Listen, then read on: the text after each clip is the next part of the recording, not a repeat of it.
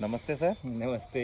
विज्ञान के प्रयोग चैनल पर आपका हार्दिक स्वागत है और बहुत समय से प्रतीक्षा थी आपकी चैनल पर, तो आज वो पूरी हुई।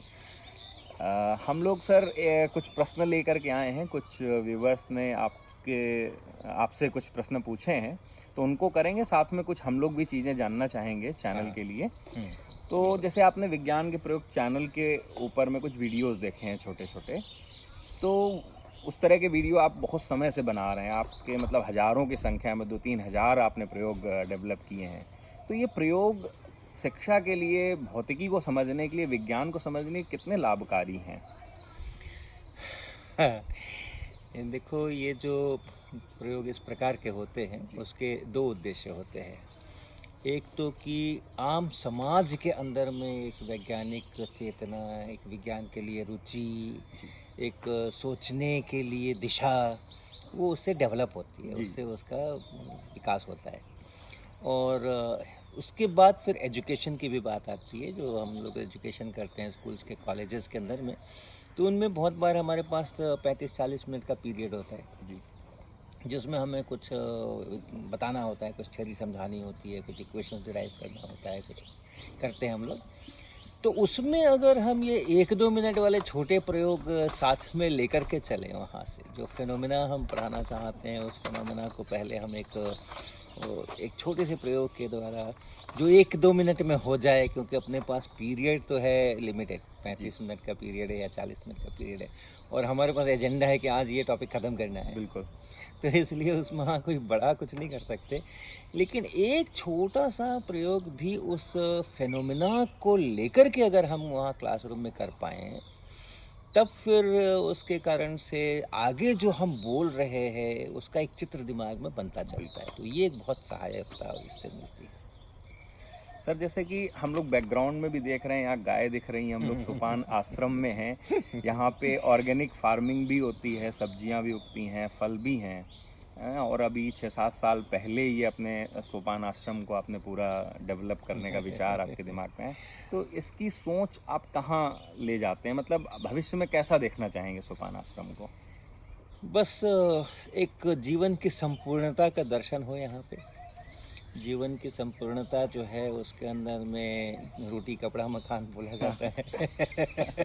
तो रोटी के लिए खेत होने जी, चाहिए और अच्छी रोटी मिले, केमिकल्स रहित अच्छी स्वास्थ्यवर्धक रोटी मिले, इसके लिए गाय होनी चाहिए।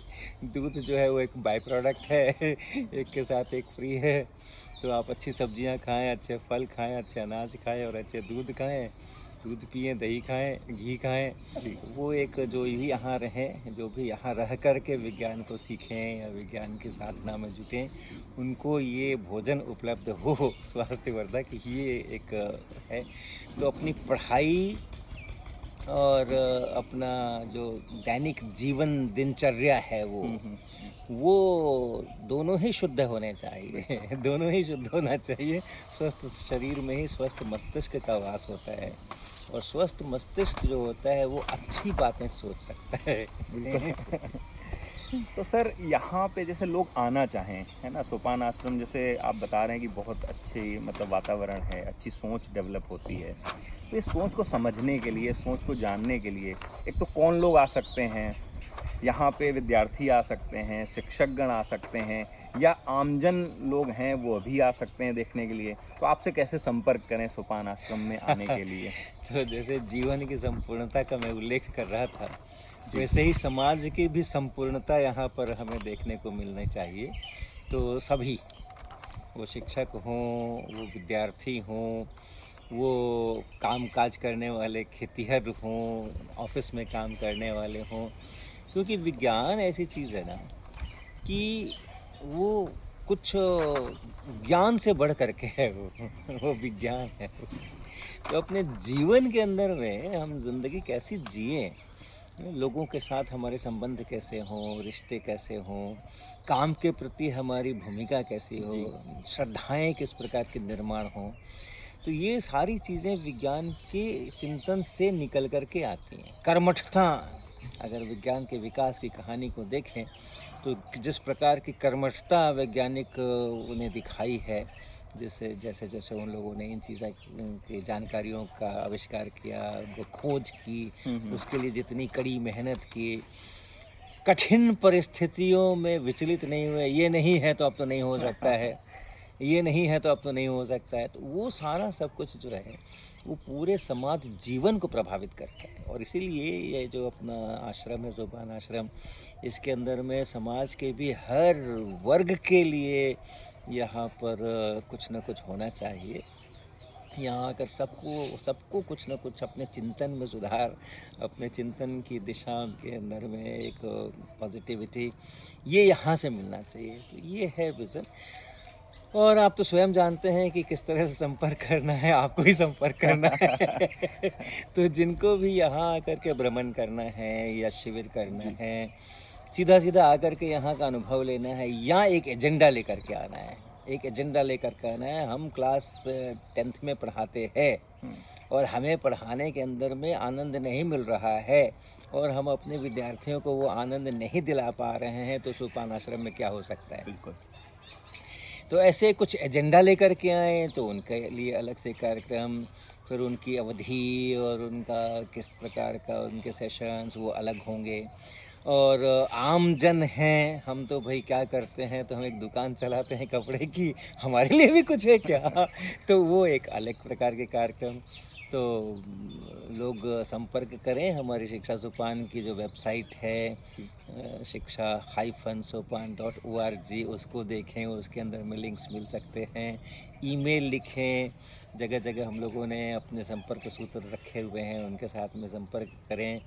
अगर ग्रुप्स में आना है तो फिर वो अपना एजेंडा भी बताएं साथ में कि हाँ भाई 40 लोग आ रहे हैं, हम 30 लोग आना, हमारे विद्यार्थियों का एक समूह आना चाहता है, या हम CBSE के और सहोदय के शिक्षक जो हैं 40 शिक्षक हैं, केमिस्ट्री के पढ़ाने वाले या गणित के पढ़ाने वाले या फिज़िक्स के पढ़ाने वाले, हम शिक्षकों के लिए कुछ चाहिए अपने को, तो अपना एजेंडा साथ में लिखें और इस तरह से संपर्क कर सकते बिल्कुल, हैं। बहुत अच्छी बात है, क्योंकि यहाँ पे कोई भी आएगा ना तो सीख के ही जाएगा पूरा। मतलब ऊर्जामय यहाँ पे आश्रम है, जैसा पहले हुआ करते थे कि लोग सिखाते थे, वहाँ पे बहुत तरह की चीज़ें सिखाते थे, और ये एक ऐसी जगह बन रही है जहाँ पे विभिन्न तरह की चीज़ें आप सीख सकते हैं। सर के सीधे सानिध्य में आ सकते हैं, अन्य लोग भी हैं, प्रकृति के सानिध्य में आ सकते हैं। सर, कई बार दर्शक बहुत सारी ये बात पूछते हैं कि जैसे कॉन्सेप्ट ऑफ फिज़िक्स आपने अंग्रेजी में लिखी है, तो कई बार भाषा समझने में उनको बहुत कठिनाई होती है, खासकर जो अपने हिंदी क्षेत्र के लोग हैं। तो अभी एक भौतिकी की समझ किताब आई है, पार्ट 1 आया है, और पता है कि पार्ट 2 पे आप कार्य कर रहे हैं। तो क्या वह पूरा जो कॉन्सेप्ट ऑफ फिज़िक्स है, अगर वो कोई पढ़ लेता है या भौतिकी की समझ पढ़ लेता है, तो दोनों में अंतर है? मतलब एक ही तरह की किताबें हैं या अनुवाद है, सीधे ट्रांसलेशन, या कुछ अलग है? अलग तो ज़रूर है, क्योंकि पहला अलग ये है कि कॉन्सेप्ट्स ऑफ फिज़िक्स 1984 में लिखनी शुरू हुई थी, 92 में वो पब्लिश हुई थी। तो उसका मुख्य निर्माण जो है वो 80 के दशक में हुआ, 80 के उत्तरार्ध में हुआ मुख्य निर्माण उसका जो है। भौतिकी की समझ जो है वो शुरुआत कुछ 2013-14 में ढंग से हुई होगी। ऐसे तो एजेंडा पर तो बहुत लंबे समय से था वो, जी। लेकिन तो 2015 के बाद का जो समय है, वो जो उत्तरार्ध है, उसके अंदर में लिखी गई है। तो पहला तो अलग ये है। बिल्कुल। बहुत स्वाभाविक है कि 80 के दशक में जो मेरी क्षमताएं थी, मेरी समझ अपनी थी, फिज़िक्स की समझ थी, जीवन के साथ फिज़िक्स के संबंधों की समझ थी, उसके अंदर में इस आगे के 25-30 वर्षों के अंदर में काफ़ी निखार आया है। तो भौतिकी की समझ में उसका लाभ मिला है। लेकिन जो कॉन्सेप्ट्स ऑफ फिज़िक्स है वो भी अपनी जगह पर अपना काम बखूबी कर रही है, आज भी कर रही है। और उसमें जो प्रश्न हल करने के लिए दिए गए हैं उनमें बहुत ज़्यादा अंतर नहीं है जी, लगभग वही हैं। तो जो प्रॉब्लम्स अगर ढूंढेंगे तो वो आपको एक जैसे ही मिलेंगे, लेकिन प्रॉब्लम्स जो होते हैं वो क्यों होते हैं, प्रॉब्लम्स हल करना ये अपना उद्देश्य नहीं होता है। अपना उद्देश्य होता है विषय को खूब अच्छी तरह से समझना। और ये जो प्रश्न होते हैं, जो न्यूमेरिकल प्रॉब्लम्स वगैरह दिए जाते हैं या मल्टीपल चॉइस क्वेश्चंस दिए जाते हैं, वो इसलिए दिए जाते हैं कि वो जो समझ हमने पढ़कर विकसित की है, उस समझ को और बढ़िया सीमेंटेड करने के लिए, उसको और अच्छा मजबूत करने के लिए ये न्यूमेरिकल प्रॉब्लम्स होते हैं। तो वो जो समझ विकसित करना है, उसके अंदर में बहुत परिवर्तन है। जो 84 से और 90-92 के बीच लिखा गया है और जो अभी 2015 से 2020 के बीच लिखा गया है, उसके अंदर में बहुत फर्क है कि वो समझ कैसे विकसित की जाए। लेकिन एक बार वो समझ अगर पढ़ कर के थोड़ी थोड़ी समझ आ रही है, तो फिर उसको कैसे मजबूती प्रदान की जाए, उसके अंदर में लगभग एक सा ही मामला है वो। तो भौतिकी की समझ भी लोगों को पढ़नी चाहिए, क्योंकि 80 के दशक से और 20 के दशक में बहुत सारी चीज़ें बदलाव हुई हैं और बहुत प्यारी किताब है पढ़ने में। हमने जब उसको अभी पढ़ा था हाल में ही, तो वो एक बिल्कुल कनेक्टेड है, जैसे कहानियाँ लिखी होती है ना, उस कहानी की तरह। अगर एक बार भी किताब आपने पढ़नी शुरू कर दी तो ऐसा नहीं लगेगा कि उसको छोड़ा जाए। तो हमें लगता है कि आप सभी लोग वो भौतिकी की समझ ज़रूर पढ़ें और आनंद लें फिज़िक्स का, वाकई जो फिज़िक्स है उसका। सर, अभी जैसे कोविड चल रहा है, कोविड-19 में और बहुत सारी समस्याएं आई हैं, तो शिक्षा के क्षेत्र में भी बहुत समस्याएं आई हैं, तो आपने इसको कैसे लिया? आपने जैसे यहाँ पे कई लोगों ने सुना है कि ज्ञानदायिनी एक ओपन एयर लैब बना दी है ना, कक्षा 10 के विद्यार्थी जो नहीं अच्छे से पढ़ पा रहे थे, उनके लिए आपने कोई एक मूकेट प्लेटफॉर्म के ऊपर में कुछ वीडियोस अपलोड किए हैं, मैथ्स आप स्वयं बना रहे हैं। तो ये आपने चैलेंज कैसे एक्सेप्ट किया? मतलब लोग तो डरे हुए, सहमे हुए थे, उसमें लग रहा था कि कैसे पढ़ाई जाए, और ऑनलाइन कक्षाओं में लोग पढ़ नहीं रहे हैं, है ना, वो पूरा नहीं हो पा रहा है जो शिक्षा का मकसद है। तो आप कैसे देखते हैं इसको? देखो, ऐसा है कि जो विज्ञान है वो एक संस्कृति है जी, है ना। विज्ञान एक संस्कार है, और संस्कार जो होते हैं वो थोड़े से दिन में विकसित नहीं होते हैं। संस्कार जो होते हैं उन वर्षों में विकसित होते हैं। और विज्ञान का एक बड़ा संस्कार है कि चुनौतीपूर्ण परिस्थितियों के अंदर में हथियार नहीं डालना। तभी विज्ञान का विकास हुआ है। बिल्कुल। जितना भी विज्ञान का विकास हुआ है, वो कहानियाँ अगर सुने, वो रिसर्च स्टोरीज अगर पढ़ें, तो हमेशा लोगों के सामने बड़ी चुनौतियाँ रही हैं, क्योंकि पता नहीं था ना, कुछ नया कुछ हो रहा है, कुछ तो नया हो रहा है। जो होता आ रहा था उससे हट कर के कुछ हो रहा है, तभी तो आविष्कार होते हैं, तभी तो विज्ञान बढ़ता है। तो ये एक विज्ञान के संस्कारों की खासियत है कि चुनौतियां तो आएंगी ही आएंगी, अननोन आएंगे, जो नहीं पहले से मालूम था वही आएंगे। बिल्कुल। लेकिन फिर उसको वो तो बड़ा अवसर हो गया, जो पहले से मालूम था वही अगर आ रहा है, फिर तो उसमें क्या एक्साइटमेंट है। वो तो पहले ही से मालूम था वैसा हो रहा है, उसमें क्या एक्साइटमेंट है। एक्साइटमेंट तो तभी है ना जबकि अब क्या होगा। तो ऐसी परिस्थिति अगर पैदा हो जाए, जो पहले कभी नहीं परिस्थिति पैदा हुई थी, तो हमारे लिए वो एक बड़ा अवसर है। तो हम लोगों ने यहाँ पर, चूँकि इतने वर्षों से विज्ञान करते करते वो संस्कार आ गए हैं कि चुनौतियाँ आती हैं तो हम उससे घबराते नहीं हैं, बल्कि ये सोचते हैं कि अच्छा ऐसी परिस्थिति हो गई, अच्छा ये बिल्कुल नई परिस्थिति है, तो हम भी कुछ नए सॉल्यूशंस लेकर के आएंगे। नई चुनौतियों के लिए हमारे पास कुछ नए रास्ते हमें बनाने होंगे, और वो नए रास्ते जब हम बनाएंगे तो स्वाभाविक रूप से इंफ्रास्ट्रक्चर का विकास हो जाएगा। जी। स्वाभाविक रूप से इंफ्रास्ट्रक्चर का विकास हो जाएगा। कहीं कुछ धंस गया, कहीं कुछ टूट गया, कहीं कुछ वो हो गया, उत्तराखंड के अंदर में तबाही आ गई, तो उसके बाद अब जो वहाँ बन रहा है, अब जो पुल बन रहे होंगे, अब जो कुछ बन रहा होगा, वो पहले से स्वाभाविक रूप से बेहतर होगा। बिल्कुल। तो वैसा ही है, ये सारा कोविड हो गया, लोगों का आना जाना बंद हो गया, क्लासरूम के अंदर में जैसे हम पढ़ाया करते थे वैसे अब हम नहीं पढ़ा सकते हैं। पहले जैसे लोगों को लैब्स में बुला करके और हम प्रयोग कराया करते थे, अब हम नहीं करा सकते हैं। बहुत सारा कुछ तहस नहस हुआ, लेकिन एक नई परिस्थिति भी हमें मिली, सौगात मिली। ये परिस्थिति अब क्या करोगे? तब वहाँ से फिर रास्ते निकले ऑनलाइन के, इसके उसके। अमूमन जो स्कूलों में ऑनलाइन पढ़ाई हो रही है, जिसकी आप चर्चा कर रहे थे कि जी, वहाँ जी। पढ़ाई हो नहीं पा रही है, जी। वो इसलिए है कि वो जो शिक्षक हैं उन्होंने विज्ञान के वो संस्कारों को ग्रहण नहीं किया हुआ है, और वो ओवरनाइट नहीं हो सकता, ओवरनाइट नहीं हो वो नहीं हो सकता। इसलिए उनके लिए नए रास्ते हम उनको सुझाव भी दें तो उस पर चलना उनके लिए बहुत कठिन है। जी। जिससे वो 15-20 सालों से जिनका अभ्यास था कि ऐसे पढ़ाना है, बोर्ड पे ऐसे पढ़ाना है, बच्चों को ऐसे सवाल पूछने हैं, बच्चों के पास जा कर के और उनसे उनके पीठ पर हाथ रखना है, वो जो एक पढ़ाने का तरीका उनका विकसित हो गया था, उसमें से नई परिस्थितियाँ आ गई तो कुछ और अब नया करो उत्साह के साथ, वो भी उत्साह के साथ। वो संस्कार चुके नहीं हैं, इसलिए वो उन रास्तों पर नहीं चल पा रहे हैं और अपने रास्ते बना भी नहीं पा रहे हैं। जी। सबसे पहले तो अपने ही रास्ते बनाने पड़ेंगे, उसके बाद फिर कम से कम इतना हो कि अगर किसी ने कोई दूसरा रास्ता बनाया तो उस पर चल तो सके। जी, जी। तो इस कारण से वो प्रॉब्लम है।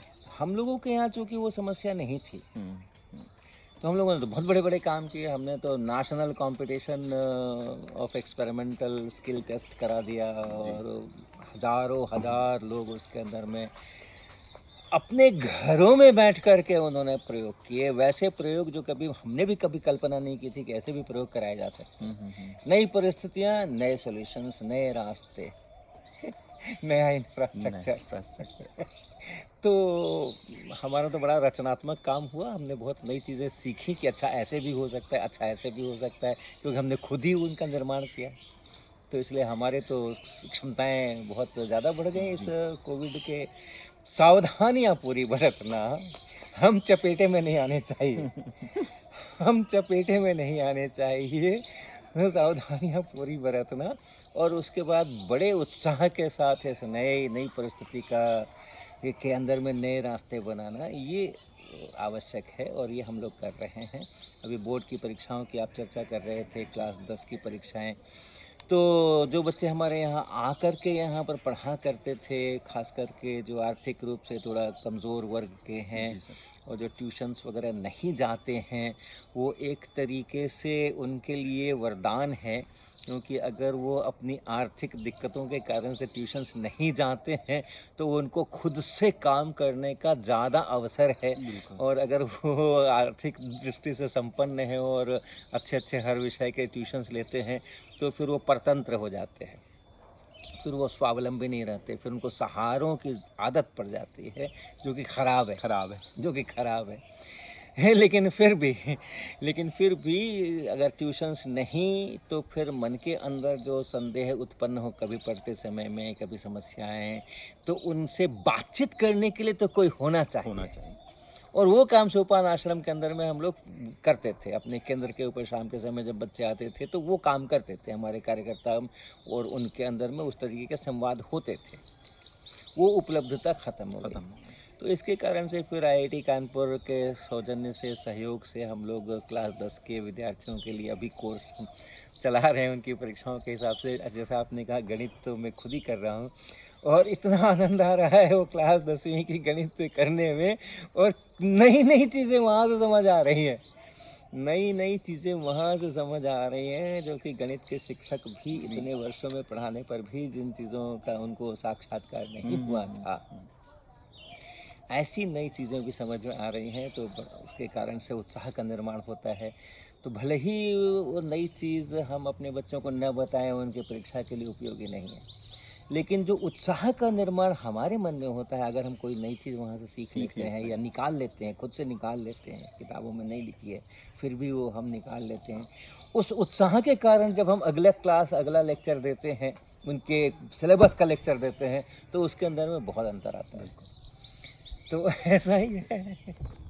तो आपने जो मतलब कहें कि ख़राब परिस्थितियां थी, उन परिस्थितियों का भी आपने खूब आनंद लिया है, लोगों को उसमें भी सिखाया है। हम लोगों ने सर जब ये आपका जनवरी में वीडियो डाला था कि आपके साथ वार्ता करनी, तो कई सारे दर्शकों ने हमें सवाल भेजे थे। बहुत तो भौतिकी से सीधे सवाल हैं, कुछ न्यूमेरिकल्स भेजे हैं, तो उनको अभी हम नहीं ले पा रहे हैं इस सेशन में, लेकिन हम आपसे कोशिश करेंगे कि फिर से उस सेशन एक और मिले आपका। तो कुछ सवाल यहाँ पे हैं, जैसे कि जो हर्ष प्रताप सिंह जो अभी नेस्ट के फर्स्ट विनर हुए हैं, BSc ऑनर्स कर रहे हैं, उन्होंने पूछा है how can we approach to physics numericals in a effective way. देखो, अगर आप उतने बड़े एक्सपेरिमेंटल कंपटीशन में जो हमने इस कोविड के पीरियड में किया, जी। बहुत ही नए ढंग से किया, उसमें अगर आपने फर्स्ट पोजीशन लिया है तो आपको कुछ भी बताने की ज़रूरत नहीं है। आपको जो आनंद मिला होगा, आपको जो आनंद मिला होगा अपने एक्सपेरिमेंटल सेटअप का डिज़ाइन सोचने में, उसको असेंबल करने में, क्योंकि सब कुछ सारे सामान आपने अपने घर से जुटाए थे, बिल्कुल। तो वो जो आपको आनंद मिला होगा और उसके बाद आपने वो एक्सपेरिमेंट किया, वो आनंद आप लीजिए जिस समय आप चैप्टर पढ़ रहे हैं। वो हमारी असेंबली हो रही है, हाँ, वो हम चीज़ों को इकट्ठा कर रहे हैं, वो उससे फिर हम आगे काम करने वाले हैं। तो जिस समय हम वो पढ़ते हैं, चैप्टर पढ़ते हैं, टेक्स्ट पढ़ते हैं, उस समय में आप उसी प्रकार के आनंद का अनुभव करें और वो लेकर के आप पढ़ें। और उसके बाद जब वो सब जमा हो गया, हमने सारे सेक्शंस के अंदर जो जो फार्मूले, इक्वेशंस, कॉन्सेप्ट्स, वो सब हमने सीख लिए।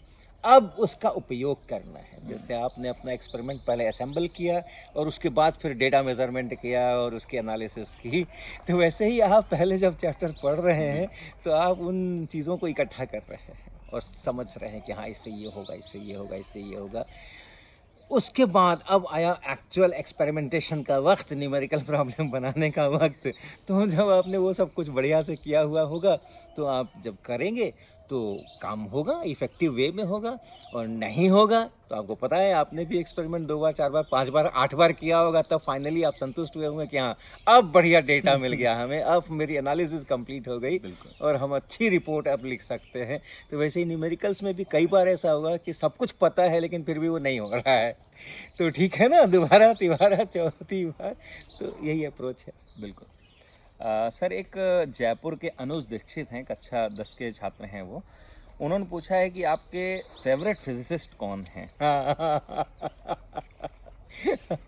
बहुत मुश्किल है इस प्रश्न का उत्तर देना, क्योंकि अगर इसको मैं पलट करके सोचूं कि कौन मेरे कम फेवरेबल फिजिसिस्ट हैं तो बड़ी मुश्किल बात है कि फिजिसिस्ट तो हमेशा ही एक, अगर वो फिजिसिस्ट है, अगर उसने अगर वो फिजिक्स की आत्मा को जाना है तो बहुत सम्माननीय चीज़ है वो। और इसलिए उसके अंदर में जैसे हम कंपेयर नहीं कर सकते हैं कि भाई राम ज़्यादा कि कृष्ण ज़्यादा कि शिव ज़्यादा जी, कि जी। विष्णु ज़्यादा, वैसे ही फिजिसिस्ट के अंदर में भी हम कंपेयर नहीं कर सकते हैं। ये तो आपकी बड़ी महानता है कि आप कंपेयर नहीं करना चाहते, लेकिन ये बात आपने बहुत इम्पोर्टेंट बोली है कि वाकई वो फिजिसिस्ट है, उसमें आत्मा है फिजिक्स की कि नहीं है। तो सर, आगे चलते हैं। एक अभय दुबे जी हैं और दरभंगा के रहने वाले हैं। उन्होंने पूछा है कि आपका वो जन्म स्थान भी है, कभी आप उसको मतलब घूमना चाहेंगे?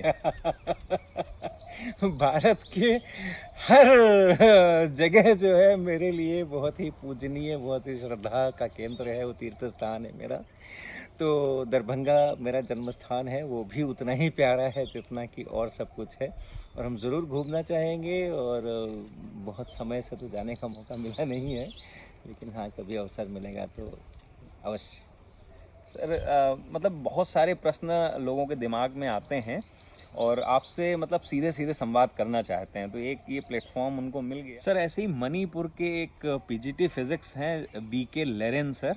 उन्होंने पूछा है कि क्या भारतीय शिक्षा की जो प्रणाली है पढ़ाने की और जो अन्य देशों की शिक्षा प्रणाली है, उनकी आप कैसे तुलना करते हैं, कैसे देखते हैं उनको?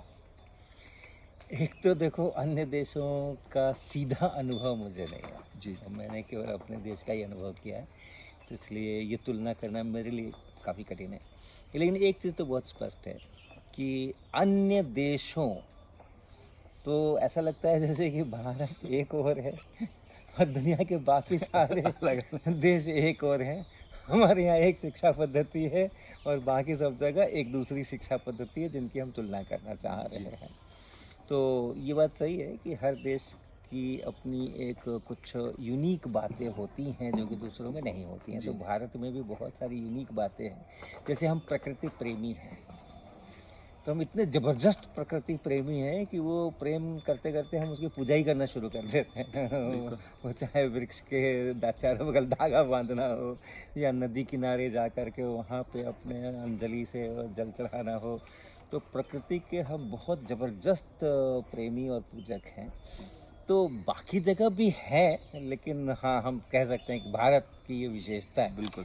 तो अपने शिक्षा के अंदर में ये जो अपनी देश की अपनी पूरी जीवन पद्धति जो हम लोगों ने हजारों बरस में विकसित की है, तो उसका असर तो दिखेगा, शिक्षा में भी दिखेगा, हर जगह दिखेगा, वो यूनिकनेस है।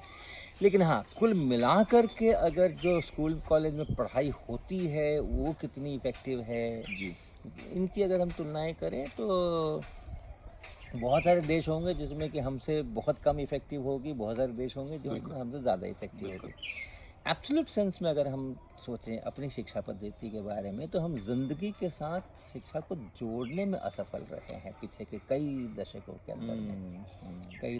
अंदर में, या शायद 200-250 साल उसके पहले था। अगर हम किताबें पढ़ते हैं धर्मपाल जी की 18वीं शताब्दी में अपने यहाँ कैसी शिक्षा होती थी और उसके क्या परिणाम होते थे और उसके पहले क्या होते थे, तो हम पाते हैं कि उस समय ज़िंदगी के साथ जुड़ी थी शिक्षा। अभी ज़िंदगी के साथ नहीं जुड़ रही है। और ज़िंदगी के साथ कैसे जुड़ रही है, तो एक बहुत कमज़ोर धागे के साथ जुड़ रही है कि पढ़ लोगे तो नौकरी मिल जाएगी, ज़िंदगी बढ़िया चलेगी। ये बहुत कमज़ोर धागा है। इतने से आप पढ़ाई को असरदार नहीं बना सकते हैं। तो पढ़ाई जो है वो तो एक तरीके की पॉलिशिंग है। हमारा जीवन है उसकी चमक वहाँ से बढ़नी चाहिए। तो पॉलिशिंग ठीक नहीं होगी अगर, तो फिर हम लोग उस पढ़ाई का लाभ नहीं उठा पाएंगे। बिना पढ़े हुए भी लोग कितने अच्छे काम कर लेते हैं। जी। बहुत सारे लोग हैं एकदम, आप खेतों में देखो, हम अक्सर सुनते हैं कि उसने ऐसा आविष्कार किया, उसने इस तरह की अपना हल ऐसे मॉडिफाई कर लिया, अपना ट्रैक्टर वैसे मॉडिफाई कर लिया, जबकि वो पढ़ा लिखा भी नहीं था। पढ़ने लिखने का अपना एक अलग पॉलिशिंग है वो। बिल्कुल। तो वो पॉलिशिंग नहीं होगी अगर हम उसको अपनी ज़िंदगी के साथ में जोड़ करके नहीं चलेंगे और इतनी कमज़ोर कड़ी रखेंगे कि हाँ पढ़ लेंगे तो कहीं नौकरी मिल जाएगी, तो वो पॉलिशिंग में चमक नहीं आएगी। बिल्कुल। ये अपनी शिक्षा पद्धति को देखना पड़ेगा।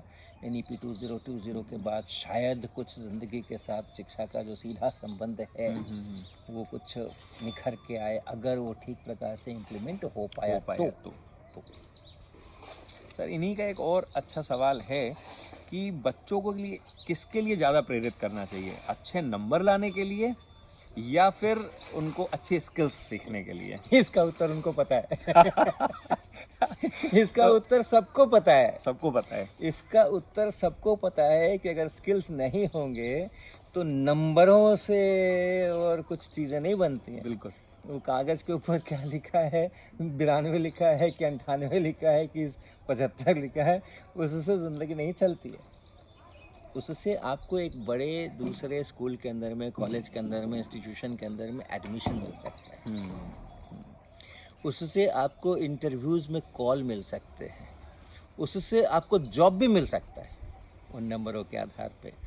लेकिन जो आगे ज़िंदगी जीनी है, जो भी 40 साल 50 साल आपको काम करना है स्कूल कॉलेज के सिस्टम को ख़त्म करने के बाद, उसमें क्या करेंगे? बिल्कुल।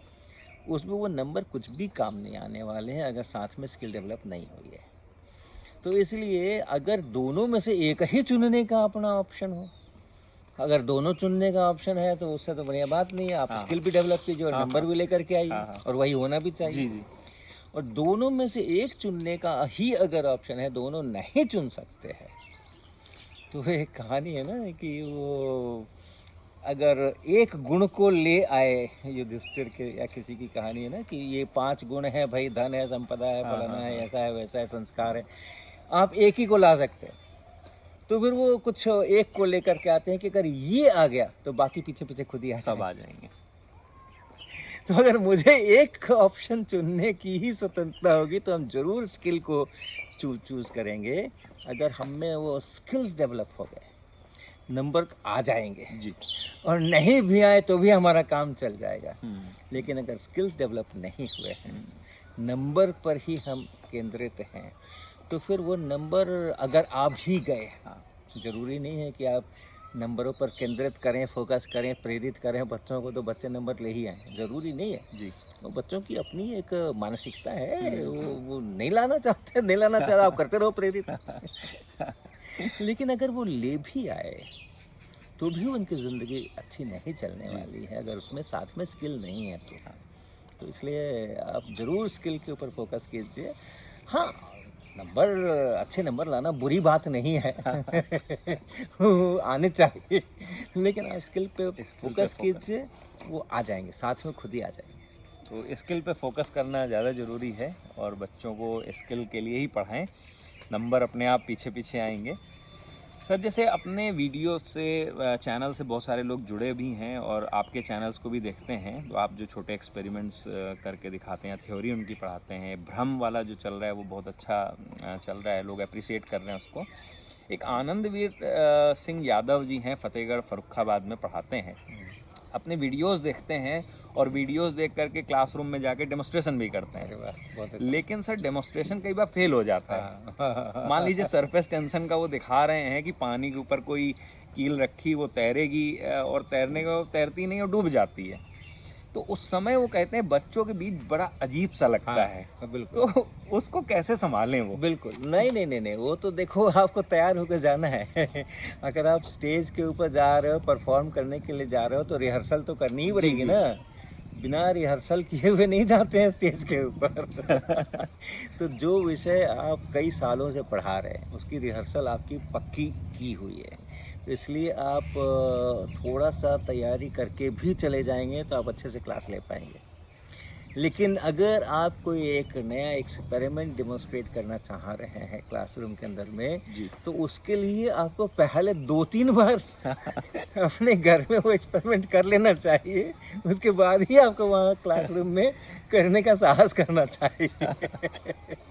तो होते हैं, और अगर वो फेल होते हैं तो आपके सीखने की चीज़ है ये कि ये कब फेल हो जाते हैं और कब पास हो जाते हैं। बिल्कुल। कील कब तैर जाती है और कब नहीं तैरती है, कभी कभी नहीं तैरती है। तो कभी कभी वो कोई रैंडम नहीं होता है कुछ भी, वो एक विशेष उसके पैरामीटर्स हैं, उसका एक विशेष डायनामिक्स है, वो तय करता है कि ये डूबने वाली है कि ये तैरने वाली है। आपको पता होना चाहिए। आप 2-4 बार घर में करेंगे तो आपको पता चलेगा कि अच्छा ये पैरामीटर होते हैं, इसको ऐसे पैरेलल रखना है तब गिरेगी या तब तैरेगी, या इसको परपेंडिकुलर रखना है, या इतने इसको रिलीज़ करते समय मेरा हाथ पानी में लगना चाहिए, नहीं लगना चाहिए। तो आप 2-4 बार 5 बार जब करेंगे उसको, और कभी वो डूब जाएगी, कभी वो तैर जाएगी, तो आप सीखेंगे ओ ऐसा करने से तैरती है और ऐसा करने से डूबती है। उसके बाद फिर मामला ठीक रहेगा। ठीक है, तो कई बार प्रैक्टिस करें और अगर हमें लगता है कि फेल भी हो जाते हैं तो डरने की ज़रूरत नहीं है, अजीब सा लगने, लेकिन वहाँ से भी सीखने की ज़रूरत है कि ऐसा हो क्यों रहा है। सर एक ऋषि साहू हैं बलरामपुर ज़िले से, उन्होंने बताया कि बहुत छोटे से कस्बा है वहाँ पे, उत्तर प्रदेश का ही वो छोटा सा ज़िला है, वहाँ पे अच्छे शिक्षक की कमी है, एजुकेशन सिस्टम की कमी है। तो वो कह रहे कैसे हम इम्प्रूव करें अपने डिस्ट्रिक्ट को, क्या करें कि जो शिक्षक हैं वो जी, तो कैसे मतलब उसको सेप दें जिससे कि वहाँ भी चीज़ें डेवलप हों, क्या वो सोपान आश्रम से जुड़ें, या क्या क्या उनके लिए क्या संदेश है आपका? हाँ, निश्चित रूप से सोपान आश्रम भी एक जरिया है जहाँ पर कि कुछ चिंतन का विकास हो सकता है और लाभ हो सकता है शायद। और ऐसा होता है ना, देखो कि अपने रास्ते खुद बनाने पड़ते हैं। अपने रास्ते खुद बनाने पड़ते हैं, जो हैं रास्ते उनको आप देखिए, चलिए, लेकिन उसमें से कोई ऐसे नहीं कह सकता कि ये रास्ता सबके लिए उपयुक्त है जी। ऐसे नहीं कह सकते भाई। किसी का एक किस्म का उनके पैरामीटर्स होते हैं, किसी के दूसरे किस्म के पैरामीटर्स होते हैं, किसी को पगडंडियों में चलने में कोई समस्या नहीं होती, पहाड़ों पर चढ़ने में कोई समस्या नहीं होती है, किसी को है कि नहीं वो एकदम जब तक वो थोड़ा सा भी अगर उनको झटका लगेगा तो स्पाइन में दर्द हो जाएगा। हाँ। तो सबके लिए रास्ते अपने अपने अनुसार होते हैं जी। लेकिन कॉमन बात यह है कि मुझे कहीं पहुंचना है, रास्ते हैं तो ठीक, रास्ते नहीं हैं तो ठीक, हम बना लेंगे अपने हिसाब से रास्ते और पहुंचेंगे। तो आपके मन में ये भावना आ गई है कि हम अपने क्षेत्र के अंदर में, अपने कस्बे के अंदर में कुछ परिवर्तन लेकर के आना चाहते हैं, ये बहुत बड़ा स्टेप है। और ये भावना बरकरार रखिएगा, ये बुझने नहीं दीजिएगा इस आग को, और आप अपने रास्ते खुद निकाल लेंगे। अपने रास्ते आप डेफिनेटली खुद निकाल लेंगे। और जो स्कूल में, कॉलेज में जो पढ़ाई हो रही है बहुत बरसों से आपके कस्बे के अंदर में, उससे अगर इस प्रकार का विकास नहीं हो रहा है, चिंतन का विकास नहीं हो रहा है, तो या तब उसको वहाँ से हट करके सोचना होगा। स्कूल के अलावा क्या कर सकते हैं, स्कूल के अलावा क्या कर सकते हैं, सिलेबस के अलावा क्या कर सकते हैं, जो अध्याय लिखे हुए हैं धातु और अधातु, उसके अलावा क्या कर सकते हैं। तो आपका कस्बा है तो वहाँ पर कुछ तो कुछ होता होगा, कुछ बाज़ार लगता होगा, कुछ मेला लगता होगा, और कुछ होता होगा। क्या उसको हम पकड़ सकते हैं? क्या हम ऐसी एक चेतना जगा सकते हैं? क्या हम ऐसे प्रोग्राम्स बना सकते हैं कि हम 8वीं 9वीं 10वीं क्लास में जो चीज़ें पढ़ाते हैं किताब के अंदर में, वो उस मेले के अंदर में कहाँ कहाँ पर दिख रही हैं? इसके लिए आप अपने विद्यार्थियों का टूर करा सकते हैं क्या? और केवल अपने स्कूल के विद्यार्थियों का नहीं, आप अपने पूरे कस्बे को आमंत्रित कीजिए कि यहाँ एक स्टॉल है, यहाँ एक स्टॉल है, मेला घूमिए तो यहाँ भी घूम लीजिए। हाँ। और उस स्टॉल में कुछ भी नया नहीं दिखाया जा रहा है, उसी मेले के किस स्टॉल के ऊपर कौन सा विज्ञान का चैप्टर आपका वहाँ पे इम्प्लीमेंट किया जा रहा है, वो दिखाया जा रहा है इस स्टॉल के ऊपर। आप पूरे कस्बे की तस्वीर बदलने की कोशिश कीजिए, अपने रास्ते खुद निकालिए, नए रास्ते निकालिए। आपके मन में ये तीव्र भावना है, ये हमेशा बनी रहनी चाहिए, ज़रूर सफल होंगे। Thank you sir. और विशु जी ये करिए, जुड़िए इस तरह से, नई चीज़ें लेके आइए, सोचिए आप क्या कर सकते हैं बेहतर। सर एक स्टडी लैब चैनल है अपने अभिषेक दास जी का, और काफ़ी प्रचलित है, और बहुत ही बढ़िया सवाल पूछा है, और ये अपने यंगर्स जनरेशन के लिए बहुत लाभप्रद होगा। बहुत हार्ट टचिंग है कि व्हाट आर दोज प्लान्स और ideas of you for science or for society that are still on paper or in your mind. क्योंकि he needs glimpse of such thought and ideas can show part to the younger generation. बहुत सारी चीज़ें तो आ गई जी। विभिन्न प्रश्नों के अंदर में बहुत सारी चीज़ें आ गई। देखो, अगर हम प्राचीन काल से थोड़ी हिस्ट्री पलटें, अपने देश की बहुत रिच हिस्ट्री है, कई हज़ारों साल की हिस्ट्री है, और हम देखें कि पहले हमारा जो रामायण काल में या उस काल के अंदर में जो हम पढ़ते हैं, उसमें हम कैसे पढ़ाई करते थे जी। उसमें हम कैसे पढ़ाई करते थे। हर गुरु का अपना एक आश्रम होता था, और उसके अंदर में वो गुरु उनको ट्रेन अप करते थे, और जीवन के साथ जुड़ करके ही वो सारी ट्रेनिंग होती थी। उनकी परीक्षाएं लिख करके नहीं होती थी कि इस प्रश्न का उत्तर आपको पता है या नहीं, वो टास्क हुआ करते थे। आप जाओ और जा करके ढूंढो, कहते हैं वो जब इसके आयुर्वेद की हुई जीवक की जब ट्रेनिंग पूरी हुई, उसके बाद उनको टेस्ट करना था, तो फिर वो कहा कि भाई जाओ ऐसी पत्ती ढूंढ करके लाओ जिसका ये गुण नहीं हो, ये गुण हो, जिसमें कोई गुण नहीं हो, वगैरह वगैरह। तो इस तरीके की परीक्षाएं हैं। तो यानी कि एक सेंट्रल थीम ये है कि हमारी ज़िंदगी से जुड़ करके विज्ञान की शिक्षा हो रही है, और हमारे टेस्ट भी उससे जुड़ करके हो रहे हैं। सबसे जो आज की हमारी पद्धति की सबसे कमज़ोर कड़ी यही है कि हमारी शिक्षा हमारी ज़िंदगी से अलग एक चीज़ हो गई है, उसको भी सीखना है, वो एक अलग सी चीज़ हो गई है। यहाँ पर ज़रूर हम चाहेंगे कि आगे के वर्षों के अंदर में अपने देश के अंदर की जो शिक्षा है, विज्ञान की शिक्षा है, वो ऐसी बने जो कि हमारी ज़िंदगी को छुए, हमारे दिल को छुए, केवल हमारे दिमाग के अंदर केंद्रित न रह जाए। तो ऐसा जब हम साइंस के साथ में और सोसाइटी का करेंगे, और कई प्रश्नों के उत्तरों के अंदर में ये चीज़ आई भी है, तो फिर ये जो एक सपना है कि हमारी जो भी शिक्षा हो रही है वो शिक्षा काम आ रही है, हमारी काम आ रही है, हमारे परिवेश के काम आ रही है, हमारे समाज के काम आ रही है, हमारे देश के काम आ रही है, मानवता के लिए काम आ रही है। ये सपना फिर वहाँ से पूरा होगा। जी। सर एक दो सवाल और हैं। जैसे विशाल नायक जी ने एक सजेशन दिया है कि सर बहुत तरह की किताबें आप लिखी हैं, सर अपर प्राइमरी लेवल पे भी साइंस की एक किताब लिखिए। तो इसमें क्या कहेंगे आप? इसमें हम ये कहेंगे, अगर आपको लगता है कि ऐसी एक किताब की ज़रूरत है, तो ये टास्क आप स्वयं लीजिए। क्योंकि मैंने जब किताब लिखी थी कॉन्सेप्ट्स ऑफ फिज़िक्स, और उसके बाद दूसरी किताबें भी क्वांटम फिज़िक्स, कैसे लिखी थी, हमें लगा कि ऐसी किताब चाहिए जो नहीं है, जो दूसरों ने नहीं लिखी है, उपलब्ध नहीं है, लेकिन ऐसी किताब चाहिए, इस विषय को ऐसे बताया जाना चाहिए।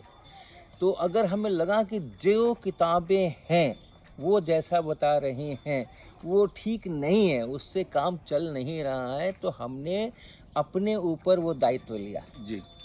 अच्छा, मैं करता हूँ ना। हाँ, मैंने आपके मन में अगर ऐसा समझ आ रहा है आपको कि अपर प्राइमरी लेवल के ऊपर विज्ञान की किताबें जो अभी हैं वो ठीक प्रकार से विज्ञान को और उनके दिलों में नहीं उतार रही हैं, तो आप ये टास्क लीजिए, इसके ऊपर काम कीजिए। याद रखिएगा इस चीज़ को कि आपकी सेंट्रल थीम क्या है। जी। सेंट्रल थीम यही है कि जो एग्जिस्टिंग बुक्स है उसके अंदर जिस प्रकार से उसका विवरण किया गया है वो बच्चों के दिलों तक नहीं पहुंच रहा है। मुझे ऐसी किताब लिखनी है जो उनके दिलों तक पहुंचे। इस जो जो सेंट्रल थीम है इसको आप कभी बिसरने मत दीजिएगा, इसको कभी विस्मृत मत होने दीजिएगा, और तब आप कोशिश कीजिए, समय लगाइए, चिंता नहीं करिए, 1 साल 2 साल 3 साल 5 साल कुछ नहीं, एक नई कृति लाने में, एक नई कृति लाने के अंदर में, और कितना समय लगा वो बिल्कुल भी महत्वपूर्ण नहीं है।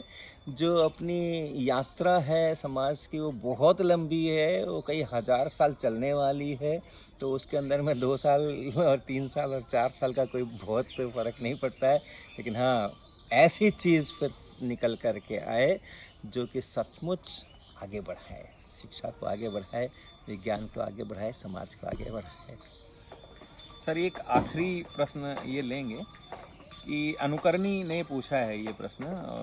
उसने कहा है कि पहले के समय में गणित और संस्कृत बहुत प्रचलन में थी। हाँ। आपकी रुचि विज्ञान में कैसे आ गई?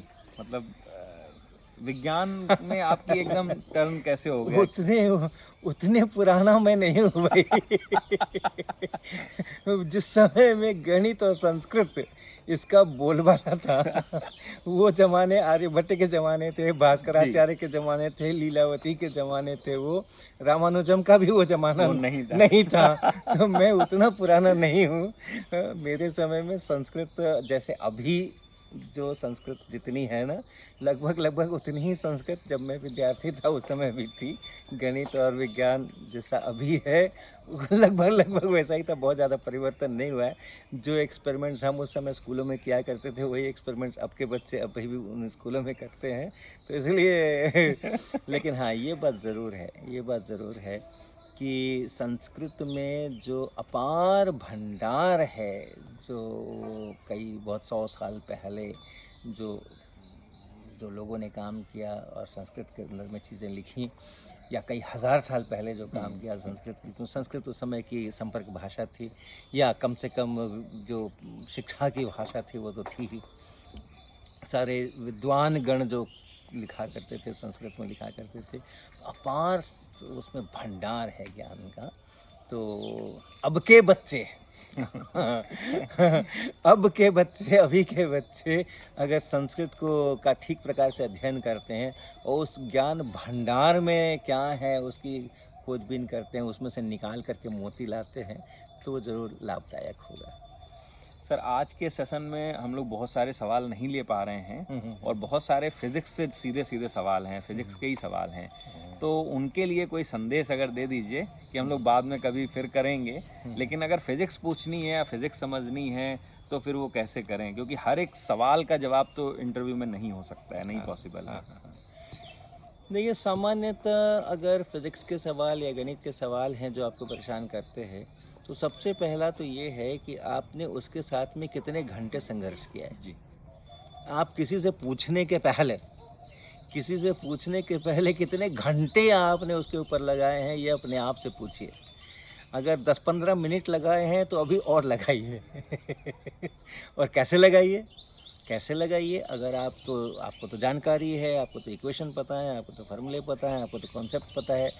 अगर उससे नहीं हो रहा है तो इसका मतलब है कि आपको वो जो कॉन्सेप्ट्स पता हैं उनमें अभी और निखार की ज़रूरत है। टेक्स्ट पढ़िए, चैप्टर को पढ़िए, ध्यान से चैप्टर को फिर से पढ़िए, कई बार पढ़िए, अपना कॉम्पिटेंस बढ़ाइए और खुद से आप उसके सॉल्यूशंस निकाल सकेंगे, ये क्षमता अपने में विकसित कीजिए। उसके बाद जब बचेंगे ना कि बहुत हो गया लेकिन अब ये नहीं हो रहा है, कहीं तो फंस गए, तब फिर वैसी हालत में अपने शिक्षक हैं, उन लोगों से आप संपर्क कर सकते हैं। और सबसे बड़ा तो अपने मित्र होते हैं, मित्रों के साथ डिस्कशन कीजिए, मित्रों को समस्या बताइए, उनको चुनौती दीजिए कि मैं नहीं कर पा रहा हूँ, तुम करके दिखाओ। तो अगर इस तरीके का, जिसको पीयर लर्निंग ऐसा शब्द कहा गया है, कि अपने मित्रों के साथ में मिलकर के डिस्कशन करके चीज़ें लेकर के आएँ, बहस करके चीज़ें लेकर के आएँ, तो फिर उसमें से फिर संभावनाएं बनती हैं उसके सॉल्यूशंस मिलने की। और जब कुछ नहीं हो तो फिर जो स्थापित चैनल्स हैं वहाँ पहुँचिए, लिखिए, मेल लिखिए, बहुत सारे इंटरनेट के ऊपर जगहें हैं, लेकिन फटाफट नहीं, जब तक खुद से संघर्ष नहीं किया है उसके पहले नहीं। ऐसे करके आप आगे बढ़ें। सर आज फिर यहीं रोकते हैं और हम फिर से आपसे चाहेंगे कि जितना भी समय आपका कई बार मिलेगा, हमारे दर्शक बहुत इच्छुक रहते हैं हर समय आपको सुनने के लिए, समझने के लिए। बहुत बहुत धन्यवाद सर समय देने के लिए। नमस्ते, फिर मिलेंगे अपने इस तरह के नए इंटरव्यू के साथ। नमस्ते।